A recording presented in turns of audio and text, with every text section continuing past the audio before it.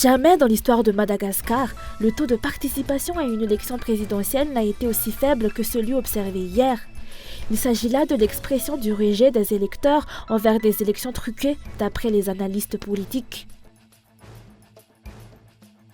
L'association Grand Sud-Est a annoncé ce jour condamner toute velléité du gouvernement d'arrêter la présidente de l'Assemblée nationale, Christine Razanama-Assou. Selon la députée Jouassé Léonore, le gouvernement prévoit d'arrêter la présidente de l'Assemblée nationale en raison de ses initiatives de médiation pour sortir de l'impasse politique actuelle. Dans l'actualité internationale, l'armée israélienne a annoncé vendredi avoir retrouvé à Gaza la dépouille de Noam Marciano, une soldate de 19 ans, otage du Hamas à Gaza, dont la mort avait été annoncée en début de semaine.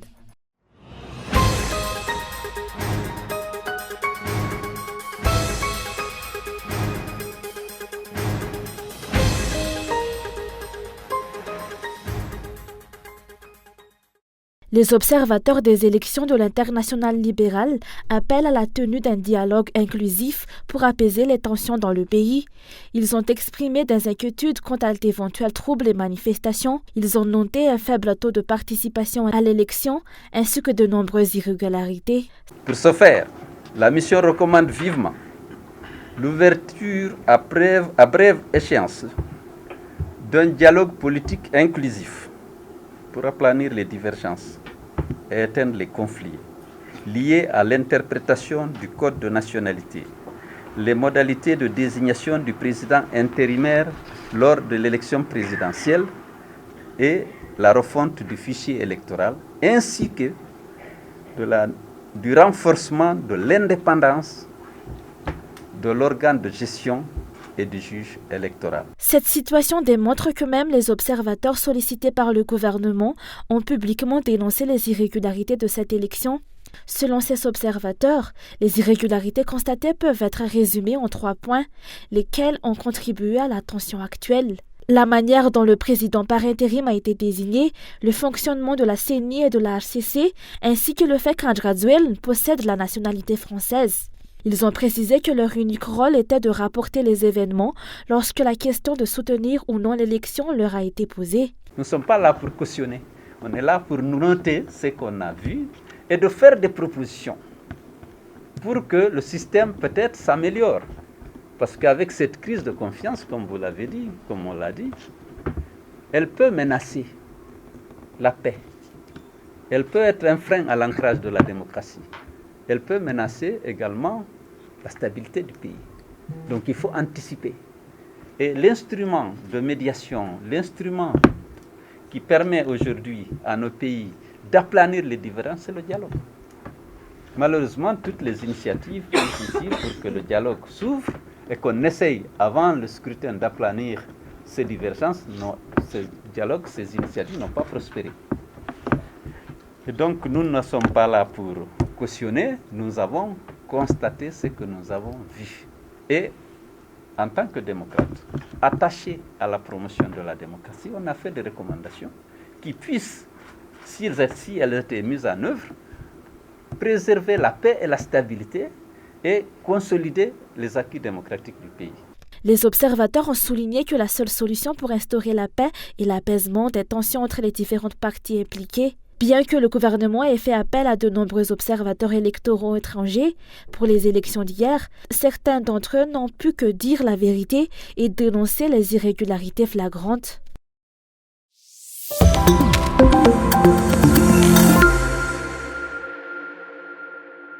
La cellule de suivi des élections Transparency International Initiative Madagascar a dénoncé des pratiques de corruption électorale faites par le candidat numéro 3 à des gouverneurs des régions. Selon cette cellule de suivi des élections, sous couvert de subventions à l'investissement du FDL, 1 milliard d'ariars aurait été attribué à des gouverneurs sans qu'on sache exactement à quelle fin cet argent devait être utilisé. tsara ny manambara fa nandritra ny fampelezan-kevitra iny eny maro ny endrika kolokolo izay hita efa notantaraintsika izany tamin'ny 1 octobre fa nisy atao hoe tranga vaovao zay nous avons déjà dénoncé les nombreuses pratiques de corruption électorale observées durant la campagne électorale. Nous avons entendu de nouveaux cas, comme l'implication des fonctionnaires dans la campagne électorale. C'est une violation de la loi en vigueur. Nous avons des preuves qui attestent qu'on a versé 1 milliard d'arias à un gouverneur de région. On peut s'attendre que ce soit le cas pour toutes les 23 régions. Cet argent a été attribué sous couvert de subventions à l'investissement du FDL. Non seulement l'argent a dépassé le cadre de cette subvention, mais son utilisation n'est pas transparente. Ils ont prétexté un fonds de développement local. Nous avons estimé un total de 9 millions d'euros pour ces pratiques de corruption électorale.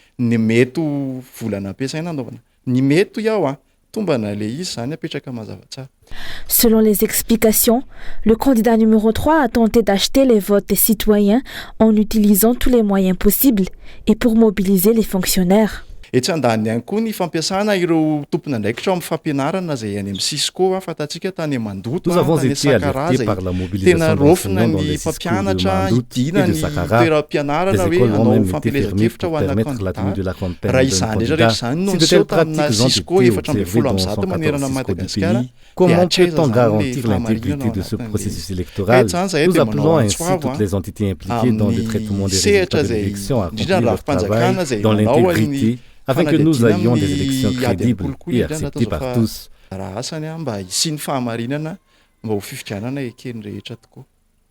Face à ces pratiques de corruption électorale, Transparency International Initiative Madagascar appelle toutes les entités anticorruption à mener des enquêtes. Selon leur rapport, le candidat numéro 3 aurait dépensé plus de 129 milliards d'ariars dans sa campagne, le candidat numéro 13 plus de 32 milliards d'ariars et le candidat numéro 11 aurait dépensé plus de 395 millions d'ariars.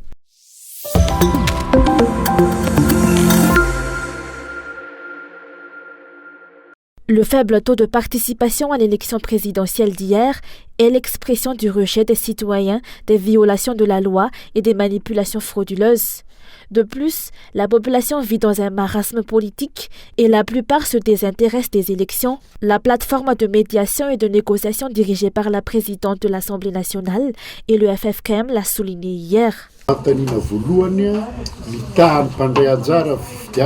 Il n'est sûrement pas erroné de dire qu'il n'y a jamais eu un aussi faible taux de participation. Cela confirme que la population vit dans le désarroi.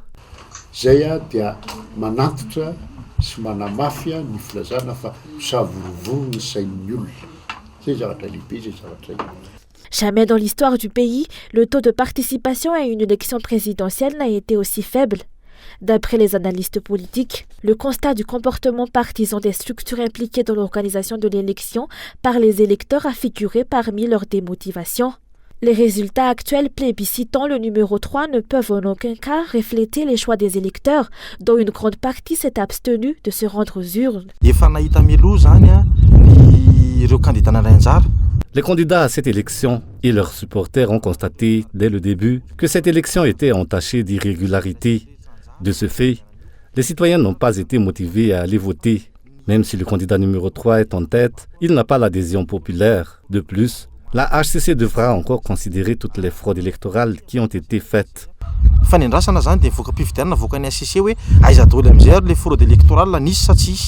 Le faible taux de participation à l'élection présidentielle traduit l'absence d'adhésion des citoyens envers les dirigeants. Les analystes politiques soulignent que le code électoral doit stipuler clairement le taux de participation lors d'une élection pour que la victoire d'un candidat soit reconnue et qu'il puisse avoir une légitimité. Il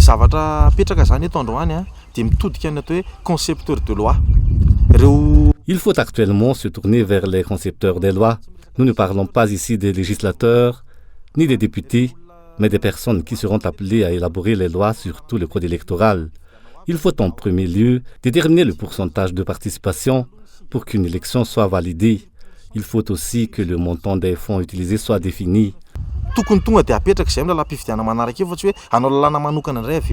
Pour le moment, la CENI continue à déchiffrer la première tendance des résultats provisoires de l'élection présidentielle. Les résultats officiels devront impérativement tenir compte de forts taux d'abstention qui est l'enjeu majeur de cette élection.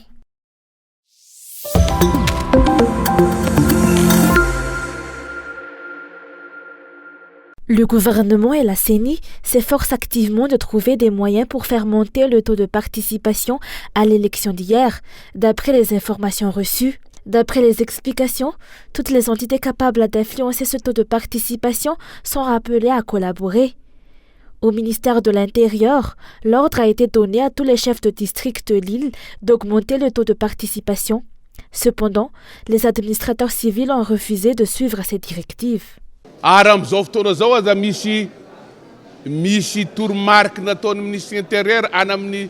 Actuellement, des instructions ont été données par le ministère de l'Intérieur à tous les chefs de district pour gonfler le taux de participation aux élections. Je tiens à exprimer ma gratitude envers mes collègues administrateurs civils qui ont refusé.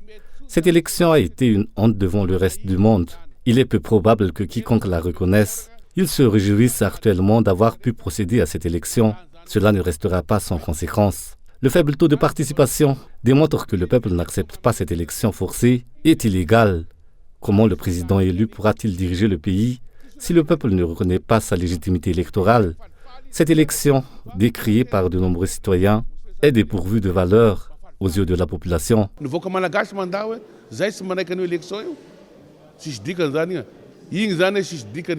Selon Auguste Parrain, les récents événements confirment la légitimité des revendications du collectif des candidats. Les fraudes constatées durant et après les élections d'hier ont été manifestes. La majorité des Malgaches ont clairement démontré qu'ils ne cautionnent pas de telles pratiques. Malgré le forcing, ils ont agi comme si l'élection d'hier n'existait pas, selon les explications.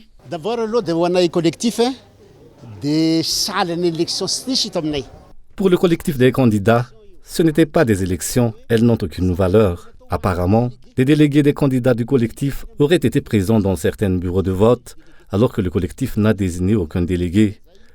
En réalité, il s'agissait de partisans du TGV. Ils ne pourront pas continuer de réprimer toute opposition. Ainsi, sur le long terme, le taux de participation réel a été très faible. Et ne soyez pas surpris, car les chiffres vont bientôt augmenter. Des ordres sont tombés pour augmenter ce taux. Pourtant, il est évident que les zones rurales n'ont pas participé. En réalité, le taux de participation n'a pas dépassé 25%. Ils pourront même augmenter ce taux à 80% sans scrupule. 80% taux de participation, de 80%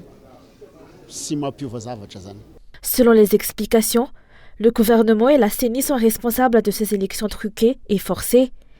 Ils avaient déjà prévu un vainqueur avant le 16 novembre. Cependant, ce qu'ils n'avaient pas anticipé, c'est que le peuple manifesterait ainsi son mécontentement en refusant de participer à des élections qu'ils estiment frauduleuses. Le faible taux de participation expose au monde entier le rejet massif du peuple malgache du président élu de cette élection truquée et illégale.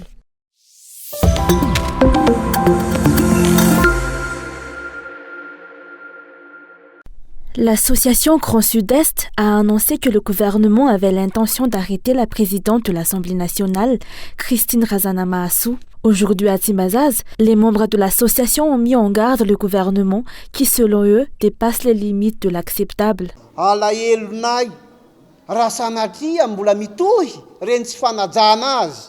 Nous déplorons le manque de respect et les affronts envers la présidente de l'Assemblée nationale. Nous allons nous dresser contre de tels comportements s'ils persistent.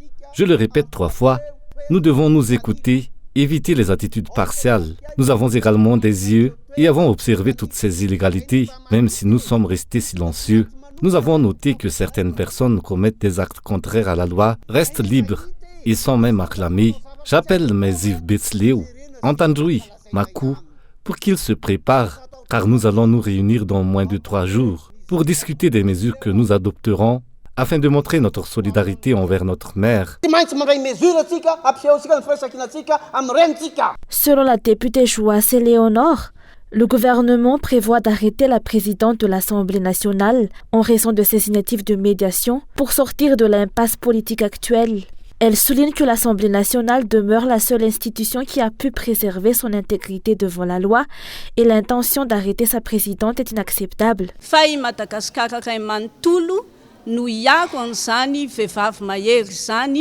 C'est l'ensemble de Madagascar qui se mobilisera pour protéger cette femme forte et exceptionnelle. Ces actions sont motivées par la protection des intérêts du pays et de l'état de droit et non par une prise de position partisane. Bien qu'elle ait ouvert la porte au dialogue, certains n'ont pas répondu et malheureusement, rien ne peut être fait à ce sujet. Nous, les enfants du Sud-Est, voulons trouver des solutions et faire prévaloir la justice. Nous n'avons pas l'intention de prendre des mesures qui dépassent ces objectifs. Cependant, si nécessaire, nous sommes prêts à revendiquer nos droits avec tous les moyens nécessaires. Cela n'est pas une menace, mais plutôt une déclaration de notre détermination à protéger nos droits.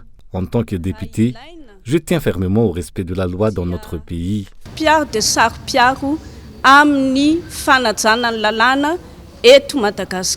Depuis quelques mois, le gouvernement semble suivre un schéma répétitif. Toute opposition est réprimée avec des arrestations de citoyens et de politiciens de l'opposition. Actuellement, d'après les explications, Christian Taber serait activement recherché. Face à ces injustices et illégalités persistantes, l'association Grand Sud-Est a décidé d'intervenir.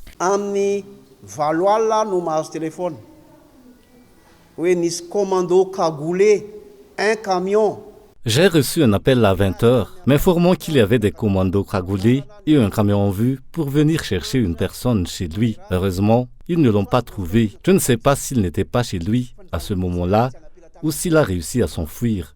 Actuellement, il a dû quitter son domicile et sa famille et il est activement recherché. On prétend qu'il est celui qui ressemble les gros bras et qu'il parle trop. Mais Christian Taber n'a ni tué, ni volé, ni insulté qui que ce soit. Arrêtez de le chercher. Nous ne voulons pas que les choses dégénèrent dans le pays. Nous représentons une entité prête à se lever. À partir d'aujourd'hui, si nous percevons que vos actions dépassent les bornes,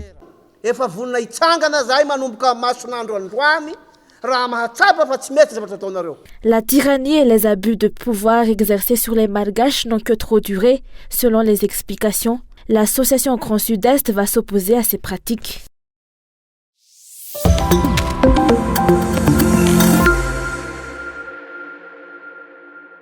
Le député Fetch Ralambzav Mbouloulne a été relâché cet après-midi, mais a été placé sous contrôle judiciaire. Ce matin, les forces de l'ordre n'ont pas autorisé le collectif des candidats et plusieurs députés à lui rendre visite à la brigade criminelle de Fiadanan. En réaction à cette flagrante transgression de la loi, ses confrères députés avaient déclaré qu'ils prendraient des mesures appropriées.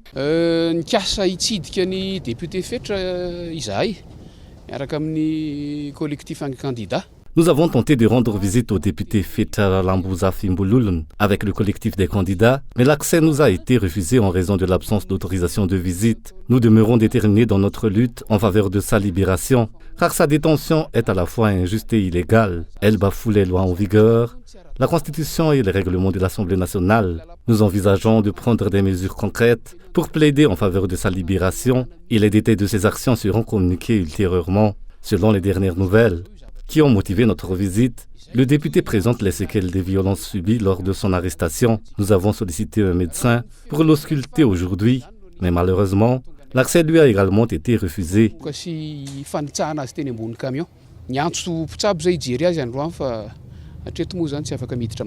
La détention de ce député constitue un affront à la Constitution et à l'Assemblée nationale, en particulier en cette période de session ordinaire de l'institution, d'après les explications.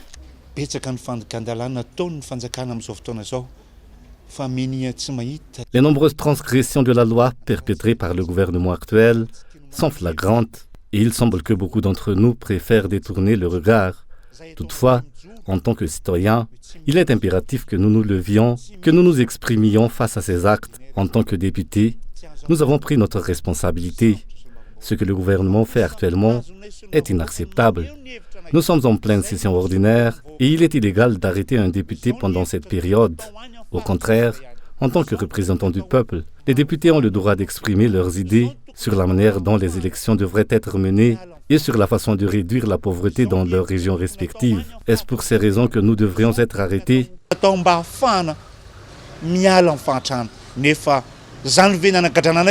Rappelons que le député Fetch Ralambzav Mbouloulne a été appréhendé le 10 novembre dernier lors des manifestations du collectif des candidats à Mahamassen. Après une semaine de garde à vue, il a finalement été relâché. Son procès est prévu pour le 12 décembre prochain.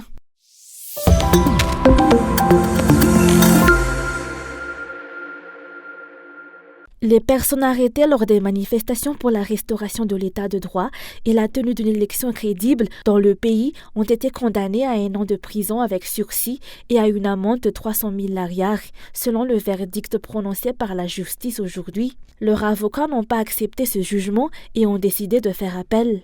Rappelons que 10 personnes ont été arrêtées par les forces de l'ordre le 4 novembre lors des manifestations du collectif des candidats.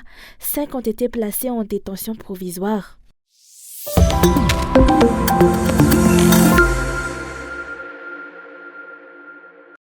Le corps de cette otage israélienne, découvert dans les décombres près de l'hôpital Al-Shifa. Ce jeudi, l'armée israélienne a annoncé avoir retrouvé le corps de Yehudit Weiss, enlevé dans le kibboutz de Be'eri par le Hamas le 7 octobre. Son mari a lui été tué lors de l'attaque. Le corps de Yehudit a été retrouvé par nos forces. La 7e brigade, qui scrutait la zone proche de l'hôpital Al-Shifa, a retrouvé son corps dans l'une des maisons au cours de la fouille. Près de son corps, nous avons retrouvé les corps des terroristes qui détenaient Yehudit. L'armée israélienne a aussi diffusé des images qui montreraient, selon elle, un accès au tunnel du Hamas et un véhicule chargé d'armes dans le complexe hospitalier.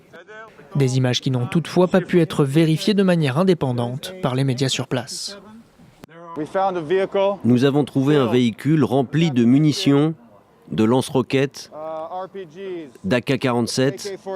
On voit des menottes, des couteaux, des préparatifs pour les prises d'otages lors de l'attaque du 7 octobre. Comme vous pouvez le voir, ils étaient très bien préparés. Ils cachent tout leur matériel dans un hôpital, un endroit qui est censé être destiné à l'aide humanitaire. L'armée israélienne a fait ses annonces à la suite d'un raid dans l'hôpital Al-Shifa mercredi qui lui a permis de fouiller le bâtiment. Le Hamas a lui nié avoir des installations militaires dans les hôpitaux. Selon l'ONU, quelques 2300 personnes se trouvent actuellement dans l'établissement, dont des patients, du personnel soignant et des civils qui espèrent tous échapper à cette guerre.